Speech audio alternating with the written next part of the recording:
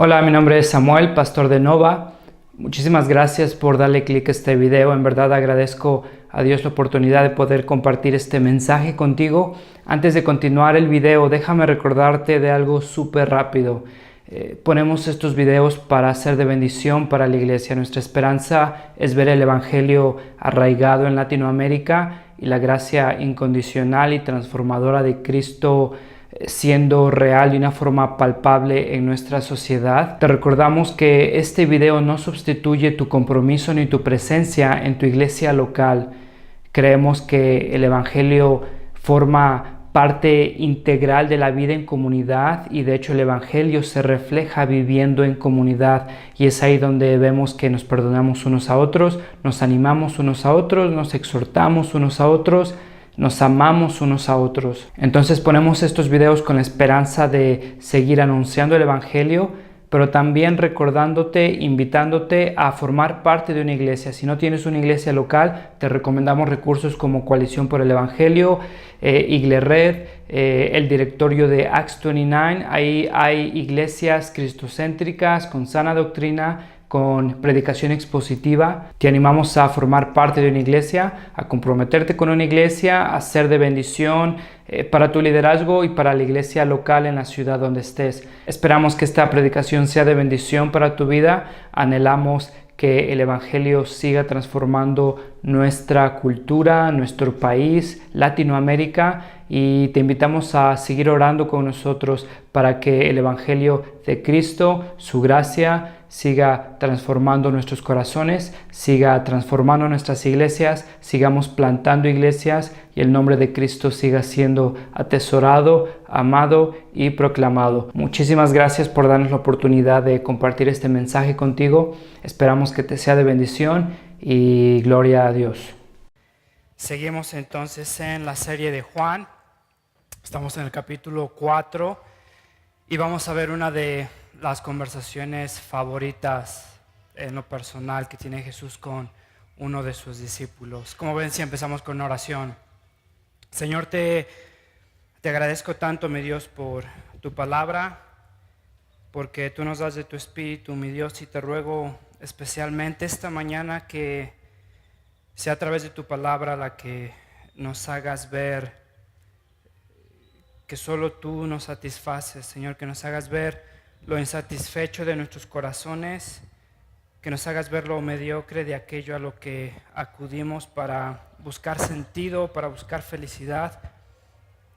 Y mi Dios, que en esta conversación que tiene tu Hijo con la mujer samaritana, Padre, que no sea un ejercicio de teoría, un ejercicio de teología, sino que nos encontremos con Jesús en esta conversación, que nos identifiquemos con esta mujer samaritana, Padre, y que podamos llegar a beber del agua que Cristo ofrece. Padre, te lo rogamos en Cristo Jesús. Amén.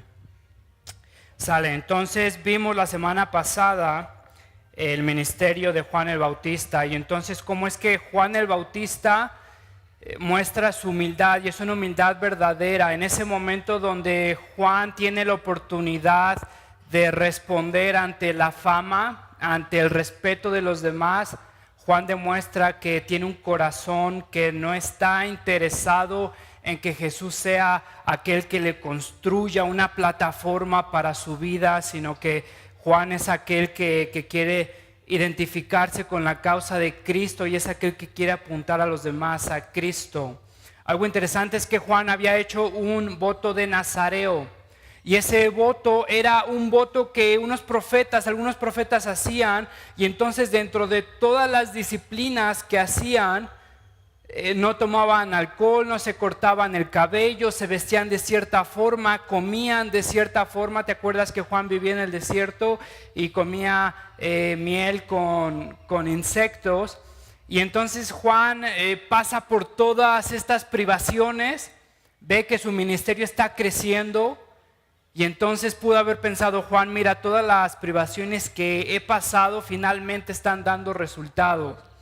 Y entonces llega otra persona que está teniendo más respeto que él, está teniendo más fama que él, es Jesús mismo. Y en ese momento Juan pudo haber reaccionado en frustración. Para eso pasé tantas privaciones, Pero te das cuenta que entonces las privaciones que estaba pasando Juan no era para su ministerio, para su fama, para su bienestar, sino estaba apuntando a los demás a Cristo. Y entonces ahí en el momento de la verdad puede decir, pues es que es necesario que yo mengue, es necesario que yo desaparezca y que Cristo sea exaltado. Pasamos entonces a este capítulo, al capítulo 4, y vemos que Jesús está regresando. Estaba en Judea y regresa a Galilea, donde estaba antes al principio del Evangelio. Vemos que Jesús tiene consideración de los rumores que se están haciendo en torno al ministerio que tiene Juan el Bautista y tiene Jesús. Jesús respeta a Juan, no quiere crear tensiones, no quiere crearle problemas. Y entonces vemos ahí en el versículo 1 que Jesús escucha lo que se estaba diciendo, decide regresar a Galilea. Y entonces fíjate lo que dice el versículo 4, Juan, capítulo 4, versículo 4.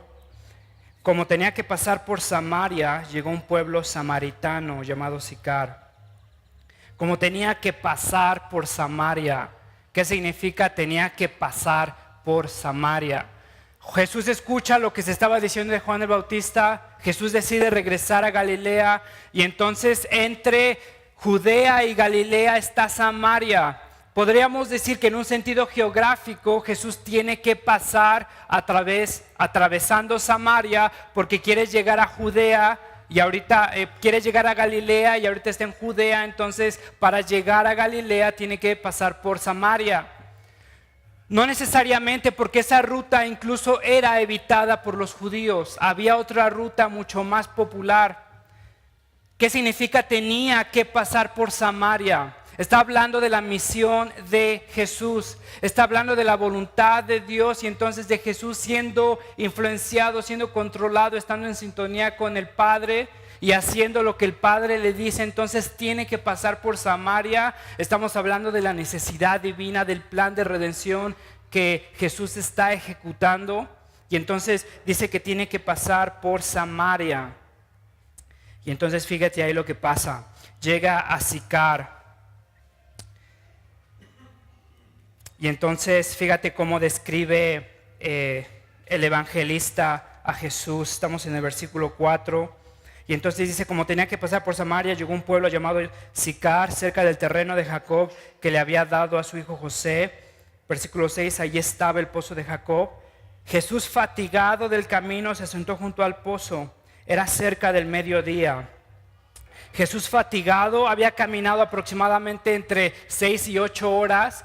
Si está caminando a pie, como es muy probable que lo está haciendo desde Judea donde estaba, va pasando, va atravesando Samaria, quiere llegar a Judea, quiere llegar a Galilea. Entonces llega a Samaria y si es que está caminando, ha caminado por 6 o 8 horas.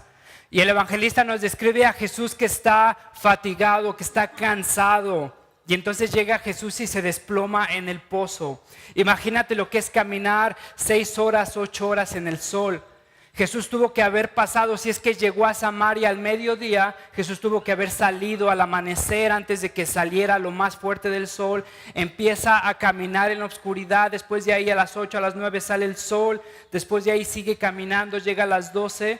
Te puedes imaginar a Jesús con sed, te puedes imaginar a Jesús con los labios secos, te puedes imaginar a Jesús con los pies hinchados, pero tenía que pasar por Samaria.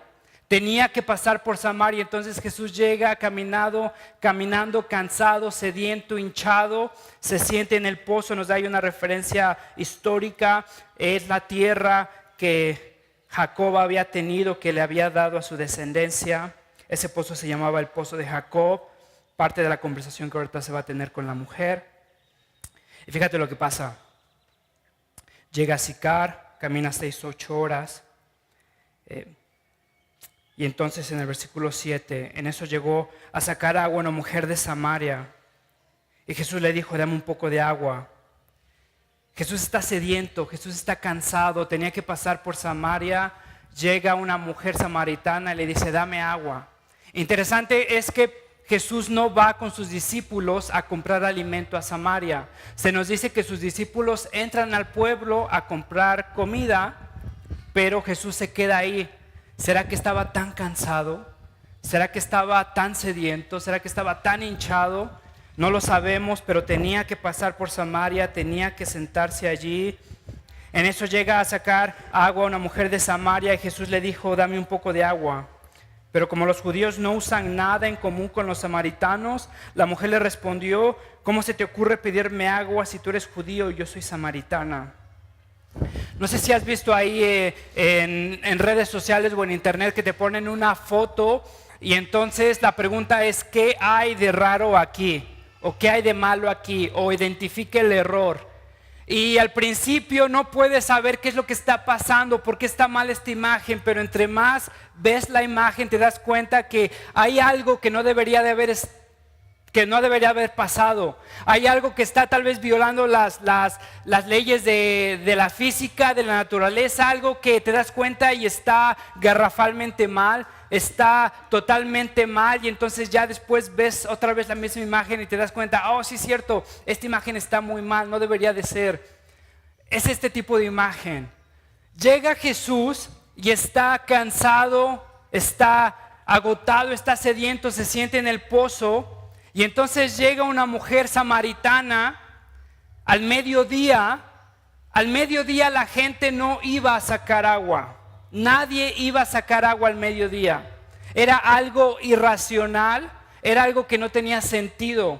Esa era una geografía árida, había muchísimo calor, no había humedad, era muy seco, no había nada que te tapara el sol. Entonces si ibas a agarrar agua, ibas al amanecer o ibas al anochecer y siempre ibas acompañado, porque el pozo era un lugar público, estaba junto de la carretera, junto de donde pasaban los que viajaban, no era un lugar seguro. Entonces si llegabas a agarrar agua, ibas con un grupo de personas.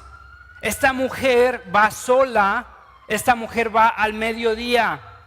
Jesús tenía que pasar por Samaria. Jesús se sienta en el pozo, llega una mujer, Jesús le pide agua. Fíjate la reacción de la mujer. ¿Cómo se te ocurre pedirme agua si tú eres judío y yo soy samaritana? Entre más ves esta imagen, es una imagen que no debería de haber estado pasando. Entre un judío y un samaritano no había relaciones. Era un antagonismo histórico. De rápido te cuento la historia de los samaritanos. Babilonia llega e invade a Israel, toma captivos a los inteligentes, a los que tienen algo que dar a la sociedad, deja a los demás y después se lleva a todos los judíos que pueden aportar algo, se los lleva y los de Babilonia mandan a todos los que no quieren.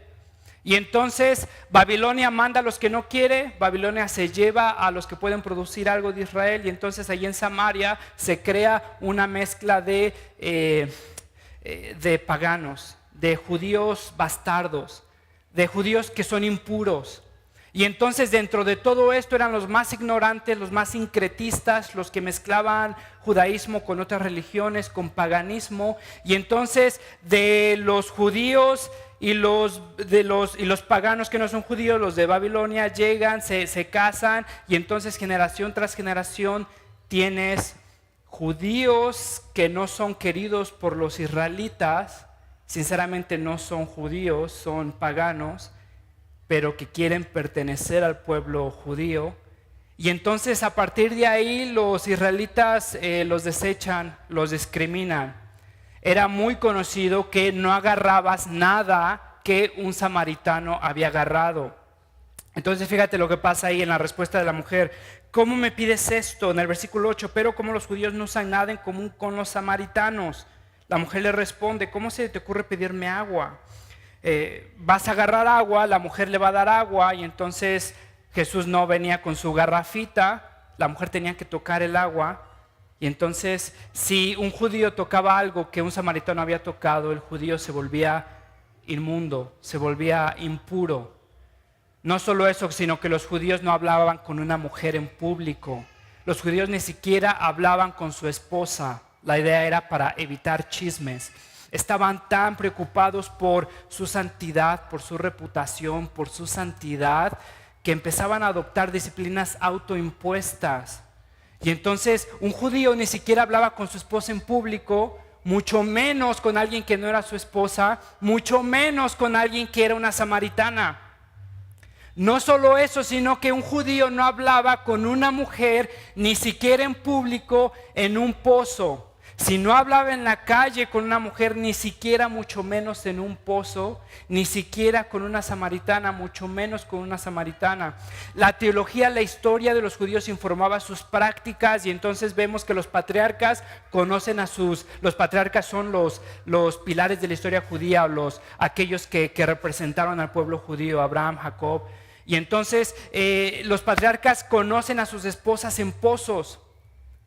Y la tradición judía era: no vayas a hablarle a una mujer en un pozo, no vayan a pensar que estás buscando esposa. Culturalmente no era propio, no era aceptado. Y entonces era esta práctica judía que estaba tan celosa por qué decir, por los chismes, por su santidad, que empezaban a adoptar disciplinas que eran autoimpuestas. Como, no sé, tal vez muchos cristianos que quieren ser muy santos, están tan enfocados en su santidad que empiezan a tener un corazón endurecido tal vez. Y entonces, bueno, no te debes de maquillar, y si te maquillas no utilices este tipo de color. Y empiezas a adoptar disciplinas autoimpuestas que te empiezan a separar de la gente de una forma legalista, de una forma no servicial, de una forma que apunte a Dios, sino empiezas a creerte superior porque no haces esto y no haces lo otro y no escuchas esto. Y entonces este tipo de personas empezaba a adoptar este tipo de prácticas. Te das cuenta que Jesús no está interesado en estas disciplinas autoimpuestas que habían endurecido el corazón del pueblo de Dios, que se suponía que el pueblo de Dios debería de alcanzar a los que no conocen a Dios, y en vez de alcanzarlos se están aislando, se están creyendo superiores y están rechazando a aquellos a quienes Jesús va a buscar. Jesús tenía que atravesar por Samaria. Entonces llega, atraviesa Samaria, le habla a una mujer, no solo a una mujer, sino a una samaritana en un pozo, le pide agua. Y entonces, para tratar de dividir esta narrativa, vamos a ver 3 puntos. Vamos a ver una situación escandalosa. Vimos la situación escandalosa, vamos a ver un salvador escandaloso y vamos a ver una mujer escandalizada, ¿sale? Entonces, una situación escandalosa, un salvador escandaloso y una mujer escandalizada. Vemos la situación escandalosa. Jesús llega a hablar a quienes según los judíos no se les debería de hablar, de una forma a la que según los judíos no se les debería de hablar, pidiéndole algo que según los judíos no se les debería de pedir. Es un salvador escandaloso, está en una situación escandalosa. Vamos a ver cómo es que es escandaloso este salvador. Fíjate ahí en el versículo 10. La mujer samaritana le responde: oye, pero ¿cómo me pides agua? ¿Que no sabes que soy samaritana? En el versículo 10, si supieras lo que Dios puede dar y conocieras a aquel que te está pidiendo agua, contestó Jesús, tú le habrías pedido a él y él te habría dado agua que da vida. Versículo 11, Señor, ni siquiera tienes con qué sacar agua y el pozo es muy hondo. ¿De dónde pues vas a sacar de esa agua que da vida? El versículo 12, ¿acaso tú eres superior a nuestro padre Jacob, que nos dejó ese pozo del cual bebieron él y sus hijos y su ganado? En otras palabras, la mujer samaritana estaba diciendo: mira, ni siquiera traes cubeta, ni siquiera conoces el terreno donde estás, obviamente no vienes preparado. Cualquier persona que va viajando por Samaria, que va viajando por este pozo, sabe que si hay agua necesita una cubeta. Tú ni siquiera tienes cubeta, tú estás solo, estás sediento, no te ves muy bien, que digamos, estás todo cansado, todo sudado, y dices que me vas a dar agua a mí cuando yo tengo la cubeta para sacar agua del pozo. Y entonces fíjate, literalmente agua que da vida es agua que fluye, agua que corre. Había una diferencia entre el agua de manantial y el agua de pozo. El agua de manantial era aquella agua que corría, que fluía, aquella agua que no estaba estancada. Y entonces en vez de agua de vida, Jesús quiere decir agua viva, agua que fluye. Y entonces la mujer está totalmente confundida. La mujer dice: mira, yo soy de aquí, sé que no hay ese tipo de agua, está este pozo y me estás diciendo que me vas a dar agua corriente, agua que fluye. Esa agua era muy preciada, incluso era un requerimiento en las prácticas del templo de los israelitas para purificarse, porque era un agua que no estaba contaminada. Imagínate el tipo de agua estancada en los pozos, era un riesgo cada vez que tomabas que te ibas a enfermar. No sé si no has leído, no has olido el lodo cuando está podrido, huele muy mal. El agua estancada, el agua de pozo, es agua que no corre. Incluso aunque haya un tipo de filtración, esa agua está allí y esa agua va a perecer. Si no es consumida, va a perecer. Si corre un poco de polvo, cae el polvo ahí, aunque la tapes, se estanca, se apesta. Jesús está ofreciendo algo más. Y entonces en la pregunta que la mujer samaritana dice en el versículo 12, ¿acaso eres tú superior a nuestro padre Jacob? Es una pregunta retórica. No le está diciendo, ¿qué piensas? ¿Eres superior a nuestro padre Jacob? Está diciendo, no eres superior a nuestro padre Jacob. Si nuestro padre Jacob nos dio este pozo, ¿tú quién eres para darnos este tipo de agua? La mujer no sabía todavía con quién estaba platicando, no sabía a quién tenía enfrente. Y entonces, fíjate la respuesta de Jesús. Todo el que beba de esta agua volverá a tener sed, respondió Jesús, pero el que beba del agua que yo le daré no volverá a tener sed jamás, sino que dentro de él esa agua se volverá en un manantial del que brota vida eterna. La mujer no entiende de lo que Jesús está hablando.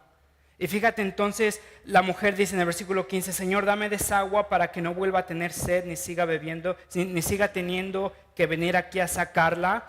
La mujer ahorita ni siquiera estaba interesada en lo que Jesús estaba ofreciendo. La mujer estaba interesada en que Jesús le resolviera el problema de que ella tenía que ir a sacar agua. Entonces fíjate que es ese tipo de religiosidad que se acerca a Jesús, no para ver lo que Jesús da, sino para que Jesús me arregle el problema que yo tengo aquí inmediatamente. Es ese tipo de pragmatismo, de ese tipo de utilitarianismo, ese tipo de religión que está concentrada en darte tips, en darte principios de vida para tener un mejor lo que sea. Y entonces te acercas a la iglesia, te acercas a Jesús para que ya no tengas que venir a sacar agua de este pozo, porque tu problema es que no quieres caminar para sacar agua de este pozo. Y entonces la mujer está diciendo, mira, si me ofreces eso, ¿dónde está? Ni siquiera está entendiendo lo que Jesús le está diciendo. ¿Te acuerdas como Nicodemo? Cuando Jesús le está hablando de nacer de nuevo, Nicodemo estaba esperando un milagro médico y Jesús estaba hablando de otra cosa. Fíjate entonces lo que está pasando, que Jesús viene al pozo sediento, con sus labios resecos, pero se encuentra con una mujer que tiene una sed muchísimo más grande que la que él tiene, con esperanzas rotas, con esperanzas secas, con desilusiones. Y entonces Jesús toma esta idea del agua y entonces le está apuntando a su necesidad que tiene de conocer a Cristo. Entonces Jesús no está angustiado, no está preocupado por resolverle a esta mujer el problema de que tiene que venir a sacar agua al pozo. Jesús está interesado, está apasionado en que esta mujer pueda encontrar una verdadera satisfacción. Y entonces es por eso que Jesús tiene esta conversación que va a tener con esta mujer. Fíjate lo que pasa. Entonces la mujer dice, Señor, dame de esta agua para que no vuelva a tener sed. Está enfocada en su necesidad, está enfocada en el problema actual que ella tiene. No quiere a Jesús, sino quiere la idea de lo que Jesús le puede resolver. Fíjate lo que dice C.S. Lewis. Dice, nuestro Señor encuentra nuestros deseos no demasiado fuertes, sino demasiado mediocres. Como criaturas conformistas jugando con la bebida, el sexo y la fama, cuando se nos ofrece una alegría infinita. Somos como niños ignorantes que quieren seguir jugando con lodo porque no podemos imaginar lo que significa otra cosa. Para la mujer la necesidad más grande era, dame agua, no quiero venir al pozo. Somos demasiado fáciles de complacer. Pero Jesús quiere producir algo más. Jesús quiere darle algo más. Y para eso Jesús tiene que confrontar la desilusión de esta mujer. Fíjate lo que pasa, versículo 16. Ve y llama a tu esposo y vuelve acá, le dijo Jesús. Ve y llama a tu esposo y vuelve acá. No tengo esposo, respondió la mujer. ¿Te das cuenta de la respuesta un poco seca? De la respuesta cortante. de la respuesta de ¿qué te importa a ti? No te metas, es mi vida. Pero a Jesús sí le importa y entonces va y confronta el pecado de esta mujer. Y si es verdad lo que Juan el Bautista dijo, este es el Cordero de Dios que quita el pecado del mundo, entonces Jesús va a confrontar ese pecado en la samaritana.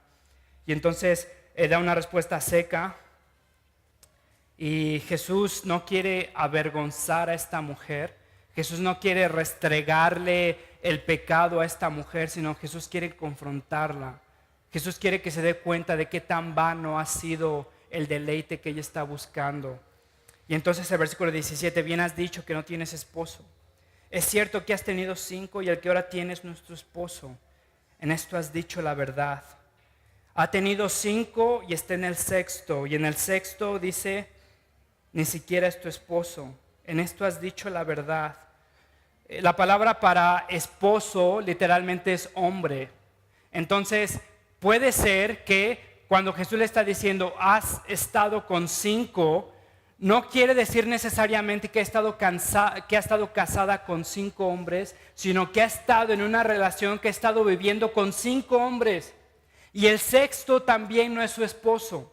Como sea, si es que tuvo 5 esposos y el 6º no es su esposo, o ha estado en 5 relaciones de fornicación y está en el 6º, la desesperanza es la misma. Jesús viene seco, hinchado, cansado, pero viene y se encuentra con una necesidad mucho más grande, con desilusiones, con un corazón reseco, con esperanzas ausentes, con desilusión tras desilusión tras desilusión. Ponte a pensar en esta situación. No sabemos dónde está la familia de esta mujer, dónde están los papás de esta mujer, dónde están sus hermanos, si es que tiene hermanos. No sabemos cuántos años tiene. Llega la mujer y viene sola a sacar agua, no tiene de otra. Ha vivido la vergüenza por muchísimo tiempo. Está aislada, no tiene una comunidad, no tiene nadie que se preocupe por ella. Prefiere venir a una hora bastante peligrosa para una mujer. Prefiere venir a la hora donde no se debe de venir y se encuentra con otro hombre. Y ese hombre le está confrontando con su pecado. Ahora, la primera vez no sabemos por qué se divorció o por qué se separó de este hombre. No sabemos. Pero después de que esa desilusión pasó, imagínate cuál habrá sido la reacción de esta mujer. ¿Ahora qué hago? ¿Ahora quién me aceptará así? ¿Ahora dónde cargo esta letra escarlata? ¿Ahora dónde cargo estos apodos? ¿Ahora dónde cargo estos chismes? ¿Ahora dónde pongo mi vergüenza? Se encuentra con un segundo hombre, no sabemos si se encuentra con ese segundo hombre simplemente para que ese hombre le provea por sus necesidades, porque se encuentra sola, porque se encuentra desilusionada, porque quiere a alguien que la proteja. Otra vez pone su esperanza en un hombre, mi seguridad va a ser este hombre, mi valor va a ser este hombre, mi provisión va a ser este hombre. La segunda vez la decepciona. No recibe la promesa de lo que este hombre le prometió. La tercera vez, la cuarta vez, la quinta vez, estamos en la 6ª vez. Te aseguro que este 6º hombre no es el hombre que tú hubieras preferido para tu hija. Cada vez que esta mujer termina una relación con un hombre, los prospectos para un buen hombre se van disminuyendo. ¿Quién va a estar con una mujer que ha estado viviendo con 3 hombres, con 4 hombres, con 5 hombres, con 6 hombres? Tal vez un hombre que está casado y está engañando a su esposa con ella, o un hombre desesperado, o un hombre que no preferirías para tu hija. Como sea, no es la situación ideal para esta mujer. Esta mujer viene con un corazón sediento, con un corazón desesperanzado, desilusionado, con un corazón reseco. Se encuentra con un hombre sediento que le promete satisfacción. Y entonces fíjate que el lenguaje que Jesús le habla a esta mujer no es nuevo. Isaías 49:10. Isaías 49:10, fíjate lo que dice. No tendrán hambre ni sed, no los abatirá el sol ni el calor, porque los guiará quien les tiene compasión y los conducirá junto a manantiales de agua. Está hablando del corazón, si lees el contexto, está hablando del corazón de su pueblo. Está diciendo, acércate a mí que yo te voy a dar satisfacción. Acércate a mí que yo te haré cruzar el desierto y no experimentarás sed. Fíjate Isaías 55, versículo 1, versículo 3. Vengan a las aguas todos los que tengan sed. Vengan a comprar y a comer los que no tengan dinero. Vengan, compren vino y leche sin pago alguno. ¿Por qué gastan dinero en lo que no es pan y su salario en lo que no satisface? Y esta mujer había gastado su fortuna en eso. Escúchenme bien y comerán lo que es bueno y se deleitarán con manjares deliciosos. Presten atención y vengan a mí, escúchenme y vivirán. Haré con ustedes un pacto eterno conforme a mi constante amor con David. ¿Te acuerdas qué referencia del pacto está haciendo el nuevo pacto? Un corazón renovado, un corazón transformado, un corazón que se satisface en la ley de Dios, que se satisface en la voluntad de Dios, que encuentra a Dios totalmente satisfactorio, que encuentra a Dios su plenitud, su gozo, su felicidad. Es lo mismo que el profeta Jeremías le reclama a su pueblo. Fíjate, Jeremías 2, versículo 13. 2 son los pecados que ha cometido mi pueblo. Me han abandonado a mí, fuente de agua viva, y han cavado sus propias cisternas. Cisternas rotas que no retienen agua. Cisternas con lodo podrido, con agua estancada, con agua verdosa, con ¿cómo se llaman? Ajolotes. Ahí estás tomando, ahí estás satisfaciendo tu sed. Ahí estás tratando de encontrar satisfacción. 2 pecados has cometido, pueblo. Has cavado cisternas rotas y has bebido esa agua que no te satisface. Y ponte a pensar en la ridiculez de esto. El pueblo de Dios tiene agua viva, agua que corre, agua fresca. Y el pueblo de Dios ha cavado cisternas rotas, cisternas que no retienen agua, y han puesto ahí su cara. Se han postrado ahí y han tratado de satisfacer su sed en lodo podrido, en agua sucia. Y es la misma situación que encuentra esta mujer. Esta mujer dio toda su juventud, esta mujer dio toda su reputación, dio todo su valor a personas que no podían satisfacerla. Encuentra a otro hombre, este hombre le promete un agua viva. Esta mujer tiene un corazón reseco, desilusionado. Fíjate lo que dice Agustín de Hipona. Nos hiciste para ti mismo, Señor, y nuestro corazón está insatisfecho hasta que encuentre su descanso en ti. Nos hiciste para ti mismo, Señor, y nuestro corazón está insatisfecho hasta que encuentre su descanso en ti. Hace unas semanas me encontré con una noticia. La esposa de Demián Bichir muere. Y ya después, no sé si conoces a Demián Bichir, el actor mexicano. Y ya después, ahí en la investigación previa, esta mujer comete suicidio. Se suicidia, se pone pesas y se avienta a su alberca. Y bueno, ya la encuentran ahí muerta. Ponte a pensar en las mentiras que habrá creído esta mujer, la desesperanza que habrá conocido esta mujer. Esta mujer, Stephanie Sherk, era productora, era actriz, era emprendedora, tenía un físico envidiable, tenía un cuerpo envidiable, tenía una cuenta de banco envidiable, tenía una familia envidiable, y aún así encuentra desesperanza. ¿Qué te hace levantarte cada mañana? ¿Piensas que un mejor trabajo te va a satisfacer? ¿Que un mejor cuerpo te va a satisfacer? ¿Que un mejor salario te va a satisfacer? ¿Que si estás soltero, matrimonio te va a satisfacer? ¿Que si estás casado, soltería te va a satisfacer?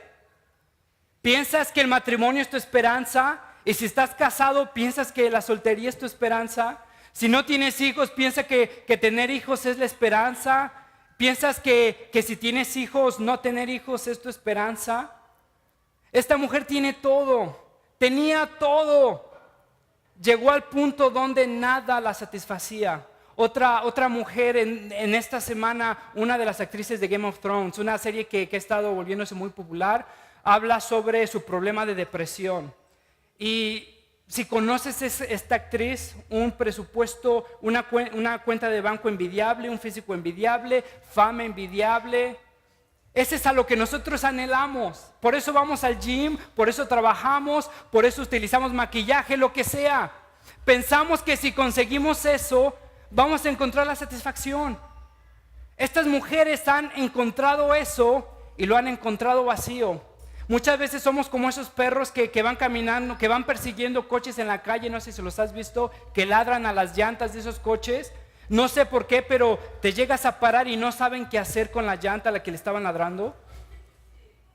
Perseguimos nuestro sueño, llegamos a ese sueño y nos damos cuenta que ese sueño no nos satisface, que esa mujer no nos satisface, que ese matrimonio no era el que estábamos buscando. Entonces nos engañamos y en vez de encontrar nuestra satisfacción en Dios, nos divorciamos y cambiamos por otra persona. Tal vez esta persona sí nos va a satisfacer, tal vez esta ciudad sí nos va a satisfacer.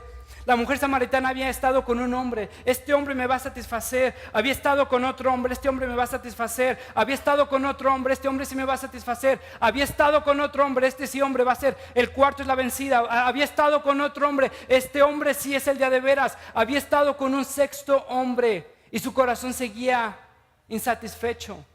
Se encuentra con Jesús, un hombre sediento, con labios secos, pies hinchados, mugrosos, sudando, oliendo a sudor. Y este hombre le dice: acércate a mí, yo te voy a dar agua que te satisface. Esa mujer está perdida, está diciendo: ok, bueno, si no voy a tener que venir al pozo otra vez, bueno, dame de esa agua. Jesús está hablando de una satisfacción en Dios, de un corazón renovado, donde encuentres tu plenitud, no en tu situación, en tu contexto, en tu estado civil, en el número de hijos, en el cuenta de banco. Entonces Agustín dice: no nos hiciste para ti mismo, Señor, y nuestro corazón está insatisfecho hasta que encuentre su descanso en ti. Y fíjate cómo la mujer cambia de tema en el versículo 22 y el 23. Le hace una pregunta que levanta polémica en ese entonces. Ustedes los judíos dicen que debemos de adorar en Jerusalén, pero nosotros decimos que debemos de adorar en este monte. Muchas veces disfrazamos nuestros problemas en teología. Jesús está confrontando el pecado de esta mujer. La mujer se siente muy incómoda y la mujer trata de distraerlo. Oye, pero ¿qué onda con este pasaje difícil? ¿Qué onda con esta situación que causa debate? La mujer trata de esconderse, la mujer trata de levantar otro tema. Pero fíjate la habilidad de Jesús de regresar otra vez. Entonces fíjate en el 22 dice: ahora ustedes adoran lo que no conocen. Ahora ustedes adoran lo que no conocen y nosotros adoramos lo que conocemos, porque la salvación proviene de los judíos. Pero se acerca la hora, ya ha llegado ya, en que los verdaderos adoradores rendirán culto al Padre en espíritu y en verdad, porque así quiere el Padre que sean los que lo adoren. Esta referencia a la hora, si lees todo el Evangelio de Juan, hace referencia a su crucifixión y a su exaltación. Y entonces Jesús está diciendo: ha llegado la hora, yo soy, donde ya no tendrán que preocuparse por dónde adorar, sino van a adorar en espíritu y en verdad, a través de mí. La mujer está tratando de distraer a Jesús, pero Jesús trata de regresar al tema y entonces la confronta con su ignorancia. Ahora ustedes adoran lo que no conocen. Parte del problema de los samaritanos era que en su historia habían rechazado el Torá, los profetas, solo se habían quedado con el Pentateuco, con los primeros 5 libros. Entonces habían rechazado toda la revelación que Dios le había dado a su pueblo. Parte de esa ignorancia es que estas personas no conocían a Dios. Fíjate lo que está diciendo Jesús, que nuestra teología es el fundamento de nuestra doxología. En otras palabras, que lo que conocemos de Dios es el fundamento de nuestra adoración de Dios. ¿Quieres adorar a Dios? ¿Conoces a Dios? Jesús le está diciendo: ustedes adoran lo que no conocen. Ustedes pretenden adorar a Dios, pero tienen un secretismo terrible. No conocen a quien están adorando y parte de esa ignorancia la había llevado a buscar satisfacción en lo que no satisfacía. Entonces fíjate que Jesús está diciendo: llegará un día en donde me adorarán en espíritu y en verdad. No solo emocionalismo temporal, no solo tratar de levantar mi ánimo para tratar de sobrevivir otra semana. En espíritu y en verdad, en aquello que conocemos de Cristo, en aquello que conocemos de Dios a través de Cristo. Y entonces, si no conoces a Dios, no puedes adorar a Dios. Si no conoces a Dios, no puedes estar satisfecho en Dios. Era parte del problema de esta mujer. No sabía lo que estaba adorando. No sabía que era Dios quien la podía satisfacer. Y entonces cuando nosotros adoramos a Dios, no necesariamente es un momento de mucha emoción, de levantar mis manos y llorar, sino es vivir mi vida a la luz de la realidad de que Él es omnipresente y yo no soy omnipresente, de que Él es soberano, yo no soy soberano, de que Él es digno de adoración, yo no soy digno de adoración, que Él es digno de reverencia, yo no soy digno de reverencia. que Él sustenta todas las cosas. Yo no sustento todas las cosas. Que Él es el que está dando vida a las cosas. Yo no soy el que está dando vida a las cosas. Que Él se merece confianza. Yo no me merezco confianza. Y entonces le está diciendo Jesús a la samaritana: tú adoras lo que no conoces. Llegará un día en donde mi pueblo adorará en espíritu y en verdad. Fíjate lo que pasa en el último versículo, en los últimos versículos, en el último capítulo de Apocalipsis. Está hablando Juan, este mismo Juan, y fíjate lo que dice: no ve ningún templo en la ciudad, porque el Señor Dios Todopoderoso y el Cordero son su templo. Otra vez Jesús está confrontando el pecado de esta mujer. Su ignorancia lo ha llevado a la desatisfacción. Ahora, hago un paréntesis para preguntarte: ¿cómo va tu adoración? ¿Cómo va tu conocimiento de Dios? ¿Es puro emocionalismo? ¿Es una adoración sin mucha Biblia? Déjame preguntarte: ¿qué haces los sábados en la noche para poder venir a escuchar quién es Dios? ¿Pretendes adorar a Dios cuando ni siquiera planeaste cómo venir a adorar a Dios los domingos? Desvelado, cansado, vienes, no escuchas nada, te estás durmiendo y después te preguntas: oh bueno, ¿por qué mi vida es como es? ¿Por qué estoy tan insatisfecho? Porque no estás conociendo a Dios. Porque incluso tu forma de vivir no está creando espacios para conocer a Dios. Porque vienes tal vez a la iglesia para buscar esa dosis de emoción que te llegue a sobrevivir el lunes, martes, miércoles, pero no estás conociendo a Dios.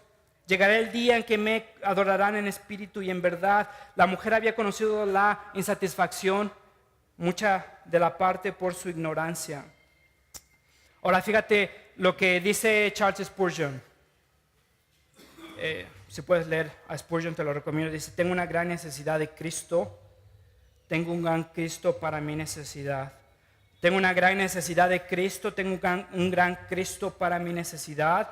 El cristiano es aquella persona que conoce a Cristo. El cristiano entonces, porque conoce a Cristo, se puede satisfacer en Cristo. Tengo una gran necesidad de Cristo. Tengo un gran Cristo para mi necesidad. Ese eres tú. Conoces a Cristo. Estás buscando tu satisfacción en Cristo. Del versículo 27 al 38, los discípulos regresan, ven a la mujer ahí platicando con Jesús, no se atreven a preguntarle qué había pasado, pero fíjate cómo responde Jesús. Quiero que veas el argumento que está diciendo aquí el evangelista en toda esta conversación.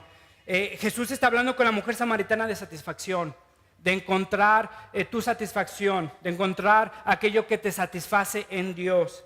Después llega el versículo 27 y al 38, los discípulos se acercan a Jesús, le dicen: oye, fuimos a comprar comida porque tenías sed, estabas cansado, ni siquiera pudiste con nosotros, se tuviste que quedar acá. ¿Quieres comida? ¿Quieres agua? Y Jesús dice: mi comida es hacer la voluntad del Padre. Y los discípulos se preguntan: bueno, ¿le habrá dado a alguien de comer? Pero fíjate lo que Jesús está diciendo. En este argumento Jesús está ejemplificando lo que acaba de decir a la mujer samaritana. Le está diciendo: vas a encontrar satisfacción en Dios, en la voluntad de Dios. Vas a encontrar satisfacción en mí. Estás sediento. Llegan los discípulos y le dicen: mira, tenía sed, aquí está una torta y un refresco. Jesús le dice: no, porque mi alimento es hacer la voluntad de Dios. ¿Te das cuenta? Jesús está ejemplificando lo que le dijo a la mujer samaritana. El alimento de Cristo es hacer la voluntad del Padre. Algo interesante es que la escena de la tentación de Jesús no pasa en el Evangelio de Juan, solo pasa en los sinópticos. ¿Te acuerdas cuáles son los sinópticos? Mateo, Marcos, Lucas. Ahí es donde se nos describe la tentación de Jesús en el desierto, donde Satanás lo tenta 3 veces. ¿Te acuerdas? En el Evangelio de Juan no aparece ese evento, pero aparece este evento y hace referencia al mismo pasaje. Fíjate al versículo que hace referencia, Deuteronomio 8:3. Deuteronomio 8:3. Te humilló y te hizo pasar hambre, pero luego te alimentó con maná, comida que ni tú ni tus antepasados habían conocido, con lo que se te enseñó, que no solo de pan vive el hombre, sino de todo lo que sale de la boca del Señor. En otras palabras, satisfacción en hacer la voluntad de Dios, satisfacción en Dios. Jesús está ejemplificando lo que le acaba de decir a la mujer. No es un evento separado, no es una conversación separada. Jesús está ejemplificando en carne y hueso lo que es ser satisfecho en hacer la voluntad del Padre. Entonces vimos una situación escandalosa, un Salvador escandaloso, una mujer escandalizada. El versículo 39 al 42, muchos de los samaritanos que vivían en aquel pueblo creyeron en él por el testimonio que daba la mujer. Me dijo todo lo que he hecho. Así que cuando los samaritanos fueron a su encuentro, le insistieron en que se quedara con ellos y Jesús permaneció allí 2 días. Y muchos más llegaron a creer por lo que él mismo decía. Ya no creemos solo por lo que tú dijiste, le decían a la mujer. Ahora lo hemos oído nosotros mismos y sabemos, lo hemos experimentado, que verdaderamente este es el Salvador del mundo. Una mujer escandalizada ha llegado a encontrar a un hombre que la puede satisfacer. Y entonces llega esta mujer emocionada, sin sentirse presionada, sin tener una estrategia de evangelismo, sino simplemente emocionada porque ha llegado a conocer a Cristo. Y llega y le dice a todo su pueblo, he llegado a conocer a un hombre. Imagínate los chismes, los rumores, bueno, otro hombre, pero este hombre era diferente. Y entonces llega todo el pueblo y llega a conocer a Cristo. Y entonces fíjate lo que dicen, ya no creemos solo porque tú dijiste, le decían a la mujer, ahora hemos oído nosotros mismos, hemos experimentado y sabemos que verdaderamente este es el Salvador del mundo. Jesús permaneció allí, Jesús necesitaba pasar por Samaria. ¿Has oído?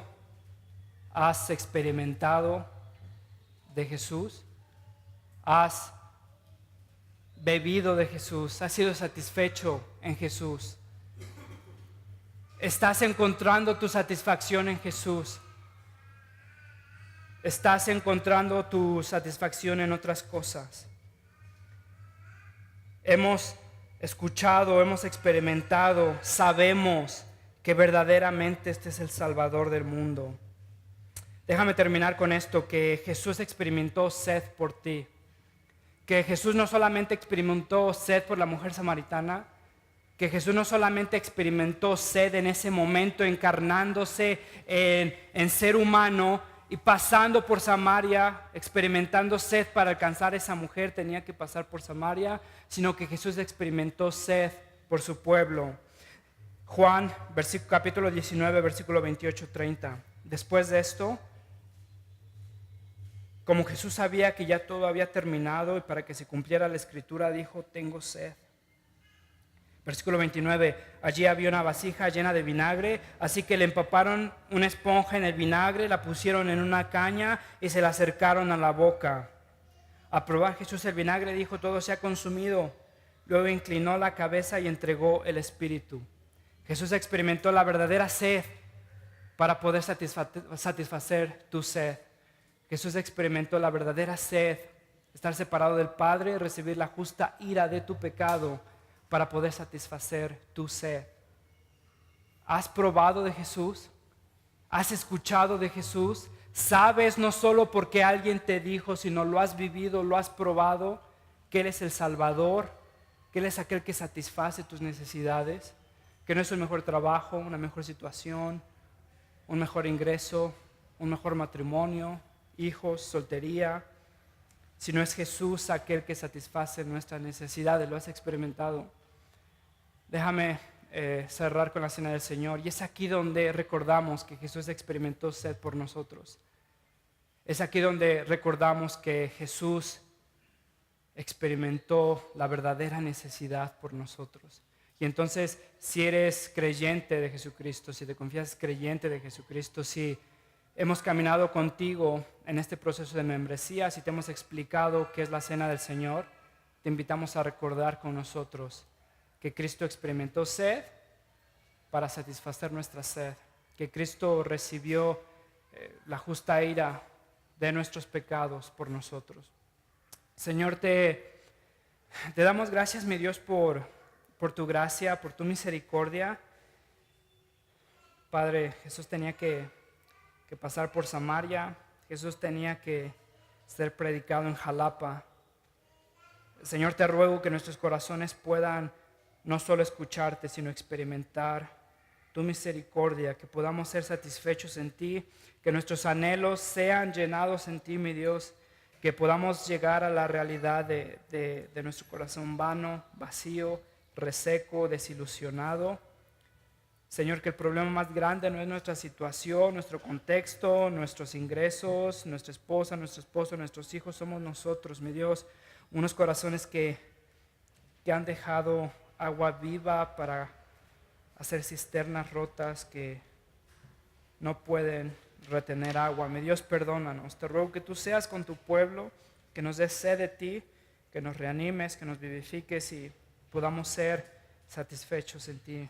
Señor, te lo ruego a través de Cristo. Mi Dios, te lo suplico en Cristo Jesús. Amén.